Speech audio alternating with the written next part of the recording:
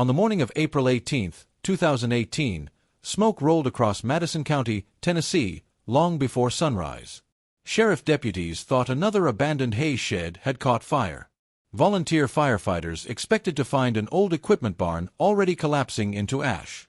Instead, they found 70-year-old Evelyn Harper standing barefoot in the wet grass, her faded denim jacket draped over one shoulder, watching 52 acres disappear beneath orange flames. She never shouted. She never cried. She simply stared at the place where her husband had planted the first fence post in September 1976 and quietly said, "They finally decided to burn what they couldn't buy." The fire moved quickly because someone had poured accelerant through the Western Hay storage building before lighting it. Dry cedar beams carried the flames into the machine shed, where a weathered 1953 Farmall Super M, 44 horsepower, nearly 6,000 pounds of cast iron, sat exactly where it had rested every evening for almost 70 years. The tractor had been purchased brand new by Samuel Harper in March 1954 from a dealer in Jackson, Tennessee, for $2,875, every dollar saved from 3 successful cotton harvests. Samuel always claimed the tractor had earned its own name long before it earned its keep. He called it Old Ruth, after his mother, because both refused to quit no matter how difficult life became. Firefighters expected nothing inside the machine shed to survive. Neither did the people watching from the county road. Across the fence stood 3 polished pickup trucks. Inside one of them sat Derek Lawson, 38 years old, Regional Development Director for Southeastern Industrial Logistics, wearing pressed khakis, polished boots that had never stepped through spring mud, and mirrored sunglasses despite the smoke-dark sky.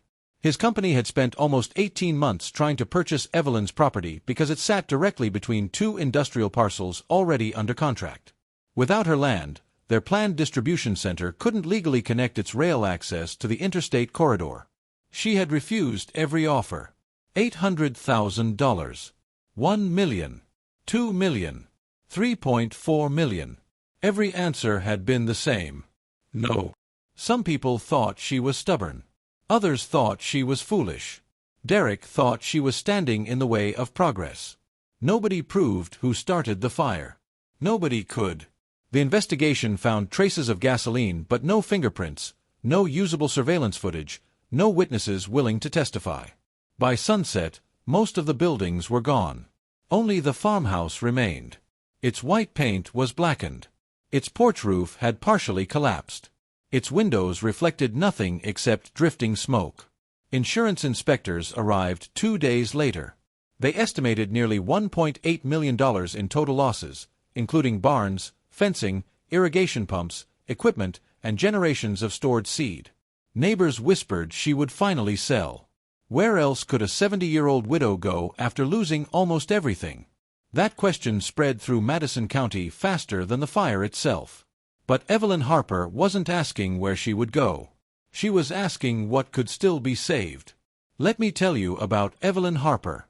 She wasn't born on that farm. She married into it in 1975, after meeting Samuel during the county livestock fair. Samuel talked little, smiled even less, and believed a person's handshake mattered more than any written contract.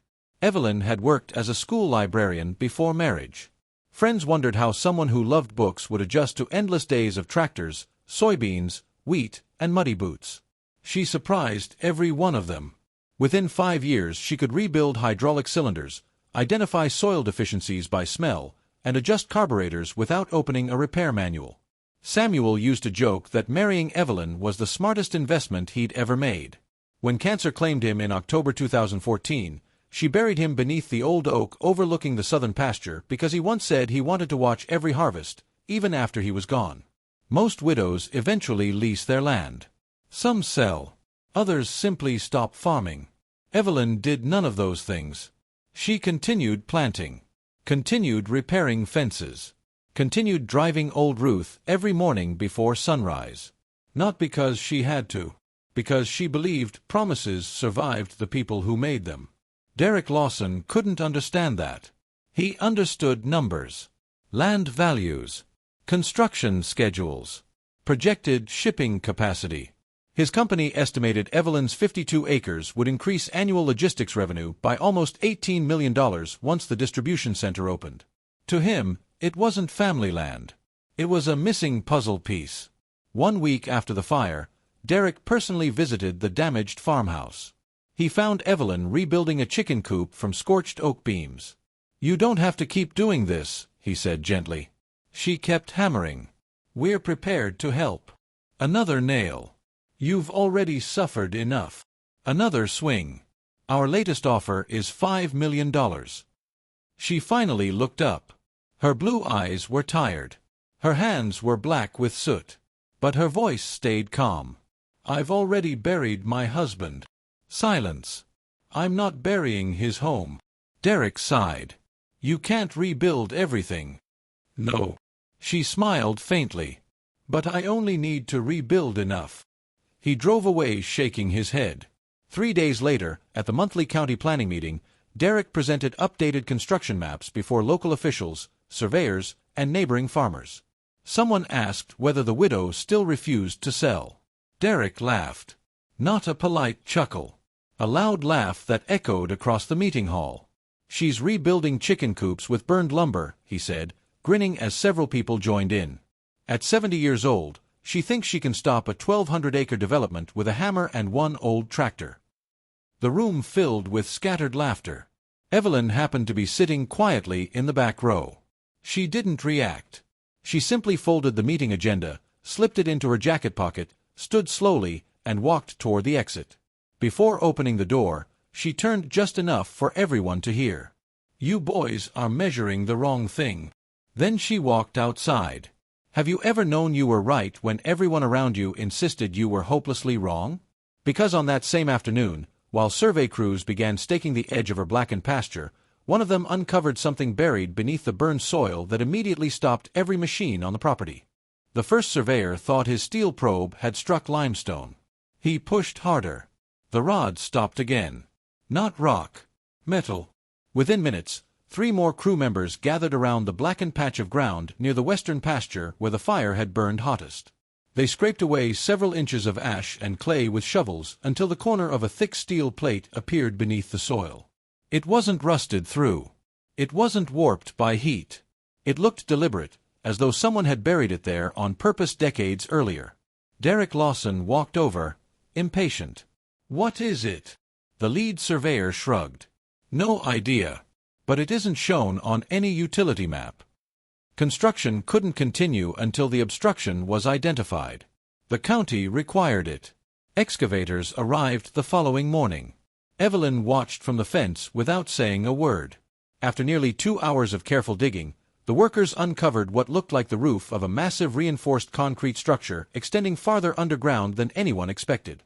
Heavy steel access doors sat beneath almost 3 feet of compacted soil. Nobody understood why something like that would exist beneath ordinary farmland. Except Evelyn. She looked toward the old oak where Samuel was buried. Then she whispered softly, "So, you finally found it." Derek heard her. "What is this?"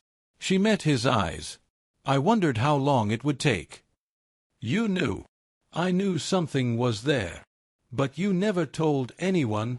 Samuel never wanted anyone digging there. That answer only created more questions. County officials ordered the site sealed until ownership records could be reviewed. Construction stopped. Again. That evening Derek searched courthouse archives dating back nearly 80 years. Nothing. No military easement. No mining permit. No storage facility. No underground utility. It was as if the structure officially didn't exist. Let me tell you about Samuel Harper. Long before he became a farmer, Samuel served as a heavy equipment mechanic with the United States Army during the final years of the Korean War. He rarely discussed those years. Not because they haunted him, but because he believed work mattered more than stories. When he returned home in 1954, he bought the Farmall Super M instead of a new pickup truck. His father thought he was crazy. His neighbors laughed. But Samuel understood machinery better than most people understood conversation. Every winter he stripped the tractor almost completely apart. Each bearing, each seal, each fuel line, every bolt received grease before going back into place. By the time spring arrived, old Ruth wasn't simply maintained. She was renewed. Samuel often said something curious. "Steel remembers kindness." Most people assumed he was joking. Evelyn knew he wasn't. During 40 years together, she never once saw that tractor fail in the field because of neglected maintenance. People admired expensive equipment. Samuel respected dependable equipment. There was a difference. Meanwhile, rumors spread across Madison County faster than the original fire. Some claimed hidden Civil War gold lay beneath the pasture. Others insisted it was an abandoned missile bunker. A few older residents quietly mentioned wartime storage built during the early Cold War, though none could produce evidence. Television reporters arrived. Drone footage filled local news broadcasts. Social media transformed Evelyn's burned farm into a statewide mystery almost overnight. Southeastern Industrial Logistics wasn't amused. Every week construction remained delayed cost the company nearly $240,000 in contract penalties and equipment rentals. Corporate headquarters demanded answers. Derek had none. 3 weeks later, engineers finally opened the steel doors. Cold air escaped first. Then darkness. Portable lights revealed concrete stairs descending nearly 30 feet underground. The county invited structural engineers, state historians, and environmental inspectors before allowing anyone farther inside. The first inspection lasted 6 hours. Nobody spoke publicly afterward. That silence only intensified speculation. Late Friday afternoon, Derek received a confidential briefing from county officials. He walked out looking paler than anyone had ever seen him. Reporters chased him across the courthouse lawn. He refused every question. Even Evelyn noticed something had changed. He no longer looked frustrated. He looked worried. Very worried. The following Monday, another meeting filled the Madison County Courthouse. This time there was no laughter. State representatives, transportation officials, environmental specialists, attorneys. Nearly every seat was occupied. Evelyn quietly entered wearing the same faded denim jacket she had worn on the morning of the fire. Derek stood as she entered. For the first time since they met, he offered her his chair. She politely declined. One attorney finally broke the silence. "Mrs. Harper, did your husband ever discuss federal agreements connected to this property?" She nodded once. "He said if anyone ever found what was buried there, the land would become more valuable than anyone imagined." The room became perfectly still. Another official leaned forward. "Did he explain why?" "No. He simply said someday people would understand why his father refused every offer to sell." That answer reached back much farther than anyone expected. Because county records confirmed the Harper family had owned that exact property continuously since 1919. Long before the interstate. Long before industrial development. Long before anyone imagined distribution centers. Have you ever owned something everyone else called worthless, only to discover its greatest value was the one thing nobody had bothered to look for? Sometimes the quietest people aren't hiding secrets. They're protecting promises they don't fully understand themselves. Over the next month, specialists conducted ground-penetrating radar surveys across the entire 52 acres. The results shocked everyone. The underground structure wasn't isolated. It connected to a network of reinforced utility tunnels stretching beneath neighboring industrial parcels before ending near an abandoned rail corridor built during World War II. Even more astonishing, the tunnels remained structurally sound after nearly 80 years. Engineers estimated replacing such infrastructure today would cost tens of millions of dollars. Corporate executives flew in from Atlanta. Federal representatives arrived without advance notice. Property lawyers suddenly requested copies of deeds dating back more than a century. Evelyn stayed home. Every morning she repaired another section of fence. Every afternoon she cleaned soot from old roof. One evening Derek drove onto the farm again. This time he removed his boots before stepping onto her porch. She noticed. "So," she asked quietly, "what did they finally tell you?" He hesitated. "I can't discuss everything. But..." He looked toward the burned pasture. "If what's beneath your land is confirmed, nothing we've offered comes close." She smiled sadly. "I figured." Then Derek asked a question that had haunted him for weeks. "If you already suspected something was buried there, why didn't you dig it up yourself?" Evelyn rested one hand on the weathered hood of the old Farmel Super M. Because Samuel didn't spend 60 years teaching me to chase money. She looked toward the western field glowing beneath the setting Tennessee sun. He taught me to protect what wasn't mine to waste. Derek lowered his eyes. For the first time in his career, he realized he had spent months trying to buy land, without ever understanding what he was actually standing on. And less than 48 hours later, a sealed federal archive delivered one forgotten document that changed the value of Evelyn Harper's farm forever. 48 hours later, 2 black SUVs rolled into the Madison County courthouse before sunrise.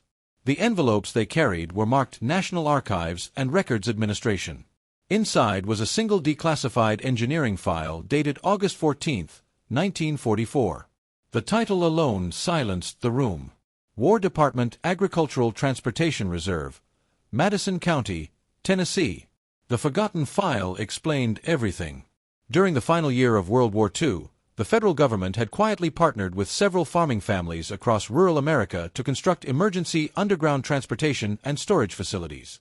They were designed to protect strategic supplies if major rail yards or ports were destroyed. Most of those locations had eventually been dismantled after the war. One hadn't. The Harper farm. The tunnels beneath Evelyn's land weren't ordinary storage chambers. They formed the central connection point of an underground freight corridor linking the old rail spur with surrounding industrial property. Because the system had never officially been abandoned, federal property rights, state easements, and private land ownership had become tangled together for more than 70 years. No one had noticed.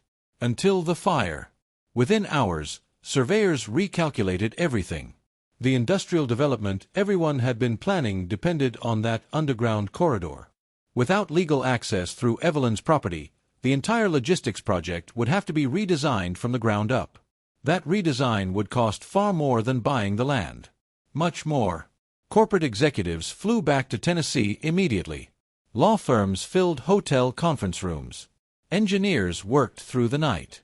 For the first time since this began, nobody spoke about convincing Evelyn to sell. Now they were trying to understand how much they would have to pay just to negotiate. Derek Lawson barely slept.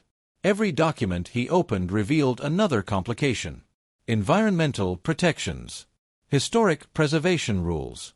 Federal transportation agreements. Private mineral rights. None of it could move forward without the Harper property. 3 years earlier, company analysts had valued Evelyn's farm at around $850,000. Now independent consultants estimated the strategic value exceeded $10 million before negotiations even began. And those estimates kept climbing. Meanwhile, Evelyn's life remained surprisingly ordinary. She repaired gates, fed chickens, rebuilt another section of burned fencing. Every morning she started Old Ruth with the same careful routine Samuel had followed for decades. Fuel valve first. Half choke. Gentle throttle. Then the starter. The old Farmel answered with its familiar deep rumble, echoing across fields still scarred by fire. Neighbors often stopped just to hear it running. The tractor had become more than machinery. It sounded like proof. Proof that some things survived because somebody cared enough to keep them alive. Let me tell you about Old Ruth. Most people think horsepower tells the whole story of a tractor. It doesn't. Horsepower measures how quickly an engine can do work. Torque measures how strongly it can keep pulling when the load becomes difficult. Old cast-iron engines like the 264 cubic inch engine inside the 1953 Farmel Super M produced tremendous low-end torque because they were built with long strokes, heavy rotating parts, and conservative operating speeds. Modern tractors often produce far more horsepower. But many older machines deliver steady pulling force with remarkable consistency because every component was engineered for durability rather than maximum output. That's why farmers trusted them. They weren't built to impress the neighbor. They were built to finish the field. Samuel understood that. Evelyn never forgot it. One afternoon Derek arrived carrying a cardboard box. Inside were photographs recovered from county archives. Black and white images taken during construction in 1944. Workers poured reinforced concrete beneath the Harper farm while Samuel's father, Thomas Harper, stood beside Army engineers. On the back of one photograph, someone had handwritten 6 words. protected by family until officially requested. Derek handed Evelyn the picture. Your husband knew. She studied the faded handwriting. He knew enough. You could become incredibly wealthy. She smiled gently. I was already wealthy. He looked around. The burned barns. The patched fences. The weathered porch. I don't understand. She held up the photograph. I still have everything that mattered. For a long moment neither spoke. Then Derek quietly admitted something he never imagined saying. I laughed at you. You did. In front of everyone. You did. I was wrong. Evelyn nodded. Most lessons cost something. What did mine cost? She looked toward the chard machine shed. A good laugh. He almost smiled. So, you'll forgive me? I already did.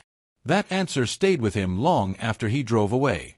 2 weeks later, Southeastern Industrial Logistics requested a formal negotiation.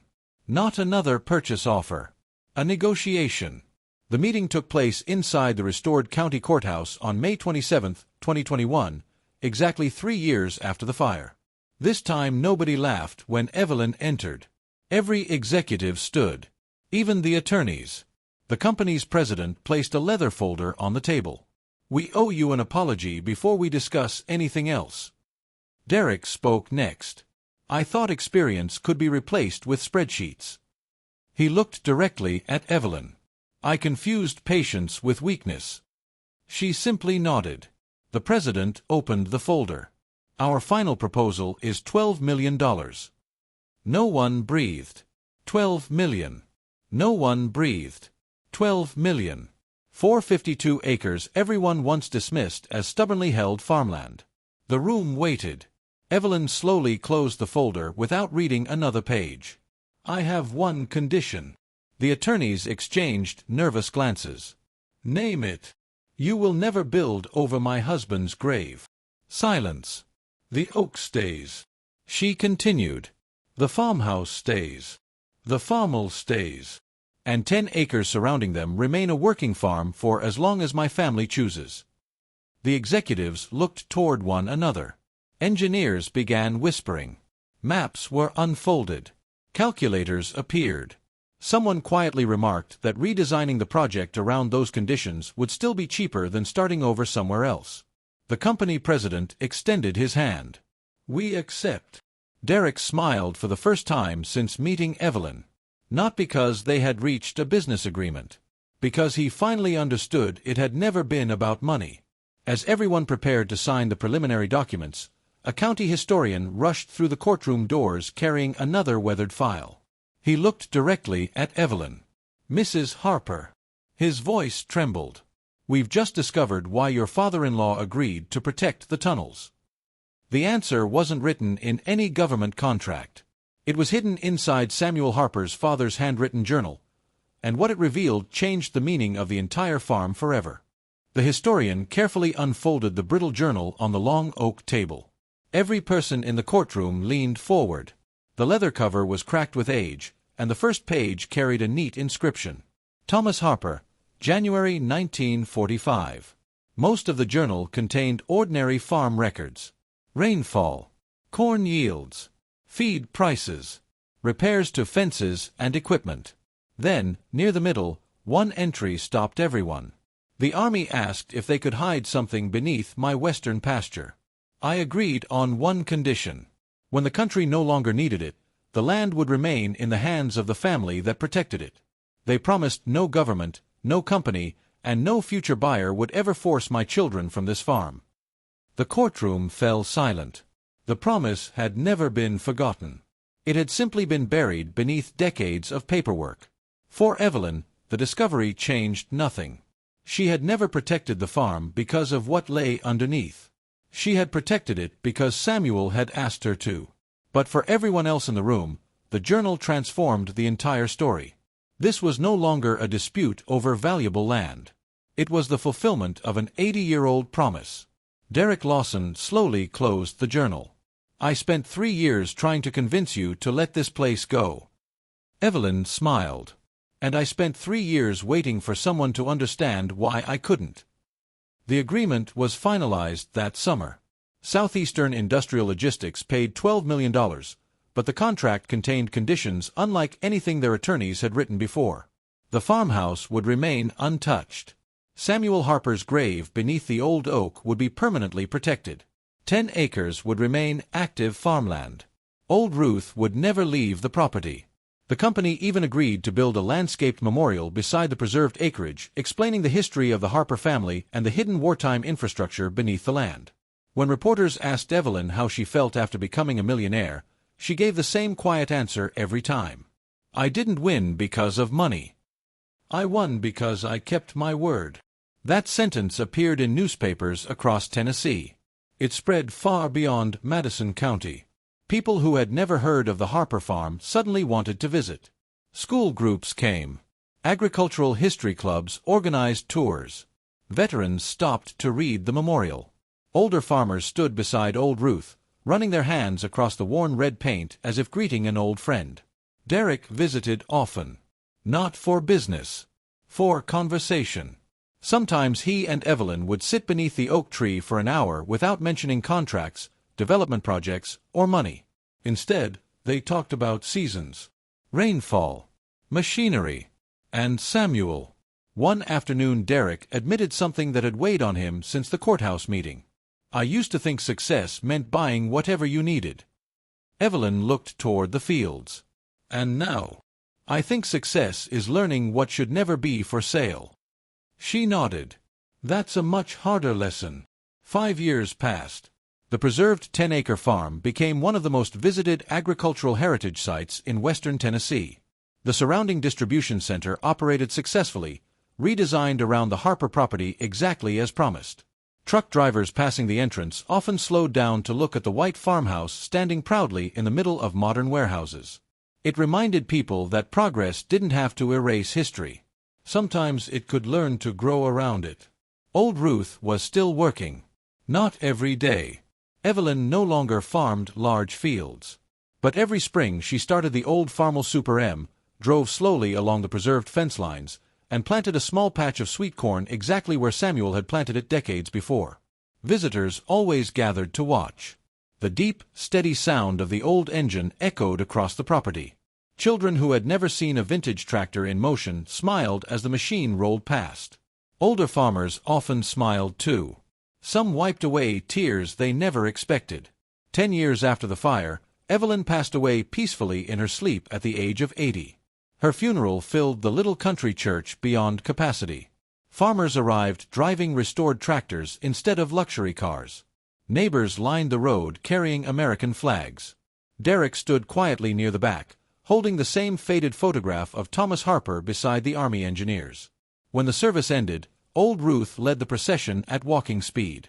No one had suggested it. It simply felt right. Evelyn's daughter inherited the preserved farm. She kept every promise her mother had made. The farmhouse remained. The oak tree remained. Samuel's grave remained. And every April, on the anniversary of the fire, she started Old Ruth before sunrise. Not as a ceremony. As a reminder. Years later, Derek was invited to speak at a university conference about rural development. Instead of discussing construction budgets or logistics, he told students the story of one quiet widow who refused to abandon her home. He ended his speech with words he once would have laughed at himself. "Never assume the oldest person in the room understands the least. Sometimes they're protecting something you haven't even learned to see." The audience stood and applauded. Not because of the business success. Because of the lesson. The Harper farm proved something that spreadsheets, surveys, and million-dollar projections never could. Land isn't valuable only because of what can be built on it. Sometimes its greatest value is the promises buried beneath it. Some things are never truly owned. They are simply protected until the next honest pair of hands is ready to carry them forward. If this story reminded you of someone who quietly stood their ground when everyone else told them to give up, share their story in the comments. I genuinely love to read it. These stories survive because people choose to remember them. And if you'd like to hear about the Kentucky farmer who hid a 1948 John Deere Model A inside an abandoned tobacco barn for 12 years rather than let the bank seize it, that story is waiting. I hope you'll join me for it.